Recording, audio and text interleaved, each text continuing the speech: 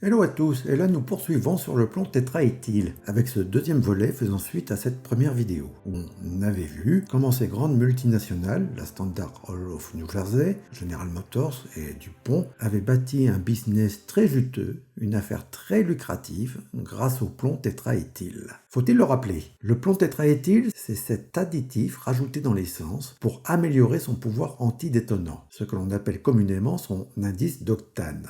Mais ce plomb est relâché dans l'environnement. Il est toxique pour les êtres vivants. Et en fait, ce plomb tétraéthyle, il était inutile, car à l'époque, il existait déjà d'autres alternatives beaucoup moins nocives, mais qui n'étaient pas brevetables. Et, on l'a compris, le principal intérêt de General Motors, DuPont et de la Standard Oil, c'était de se garantir une bonne source de revenus considérable. En d'autres termes, cette affaire constitue un véritable scandale écologique et sanitaire, et est une énorme escroquerie financière, et cela avec la complicité d'universitaires comme le professeur Robert Keough. La ligne de défense établie par Keough, elle est simple, c'est de dire la preuve, elle incombe à l'accusation. Je le cite ici dans cette citation de 1969 où il dit « Permettez-moi de dire avec insistance que cela reste à prouver de manière satisfaisante aux scientifiques, critiques et aux autorités sanitaires. Les preuves disponibles à ce jour indiquent fortement que les chiffres que j'ai donnés sont valides. » Fermez le banc. Alors cette ligne de défense, elle va être détruite par un autre scientifique, c'est Claire Cameron Patterson, un géochimiste américain et qui est spécialiste des datations uranium-plomb. Et c'est ce qui lui a permis de donner la première estimation de l'âge de la Terre. Mais justement, Patterson avait un gros problème dans ses recherches. On est dans les années 50 et 60. Dès qu'il faisait une mesure de concentration impliquant des isotopes du plomb, il était confronté à des problèmes de contamination. Ces mesures, elles étaient faussées. Dans son laboratoire, du plomb, il y en avait partout. Des traces infimes, certes, mais cela l'empêchait de faire de bonnes datations. Il y avait du plomb dans son bureau, sur ses vêtements, dans ses cheveux, etc.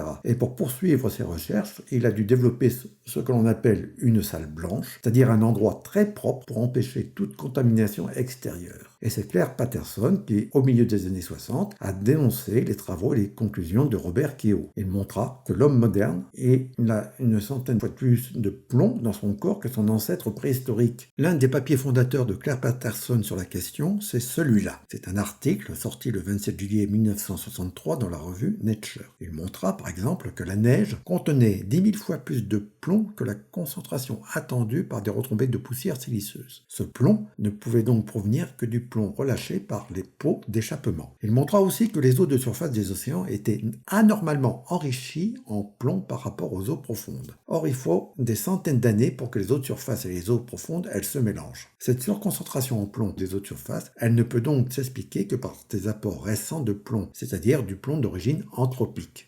L'industrie pétrolière lança une campagne contre lui pour le discréditer en tant que scientifique. En 1971, il est exclu d'un panel du Conseil national de la recherche sur la contamination atmosphérique par le plomb, alors qu'il est le plus grand expert mondial en la matière. Mais le vent avait tourné. En 1972, l'Agence de protection de l'environnement des États-Unis, qui venait juste d'être créée en 1970, lance une première action visant à interdire l'essence plombée.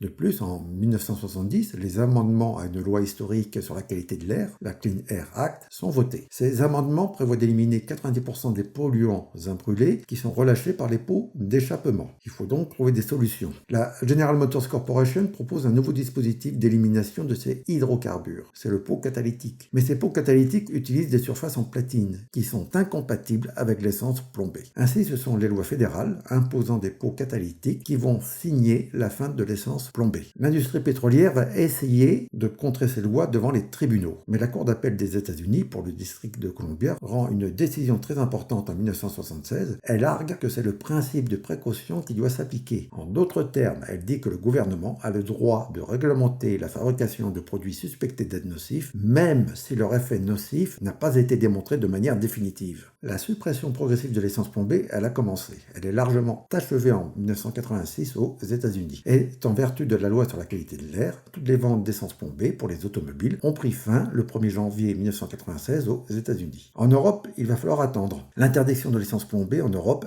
elle sera seulement effective à partir du 1er janvier 2000, suite à une directive de l'Union européenne. Et le 30 août 2021, l'ONU annonce la fin officielle de l'essence plombée dans le monde, puisque c'est l'Algérie, c'est le dernier pays qui a arrêté sa commercialisation. Aujourd'hui, un siècle après la commercialisation de l'essence plombée aux États-Unis, fini, le plomb il reste piégé dans le sol, dans l'air, dans l'eau et dans notre corps. Alors le bilan de tout cela, eh bien, ce sont les psychologues et les physiologistes qui nous en parlent le mieux. C'est toute une génération, la génération qui est née dans les années 60, 70, 80, voire 90, qui a été le plus touchée lorsque les niveaux de plomb étaient les plus élevés. Et il faut savoir que ce sont les enfants qui sont les plus sensibles, 4 à 5 fois plus qu'un adulte, car ils absorbent plus facilement le plomb par leur système digestif. On estime la baisse de QI de cette génération d'environ 7 points. Associé à cette baisse de QI, vous avez une baisse des résultats scolaires, une augmentation de la violence et de la délinquance juvénile à l'adolescence et au début de l'âge adulte. Voilà, la morale de cette histoire est que l'on a besoin d'autorités de régulation et de surveillance des activités de recherche à but économique. Cette histoire de l'essence plombée n'est pas un cas isolé. On en trouve d'autres exemples où on a le même schéma qui se répète, comme pour l'amiante, le Mediator, le Vioxx, la thalidomide, etc.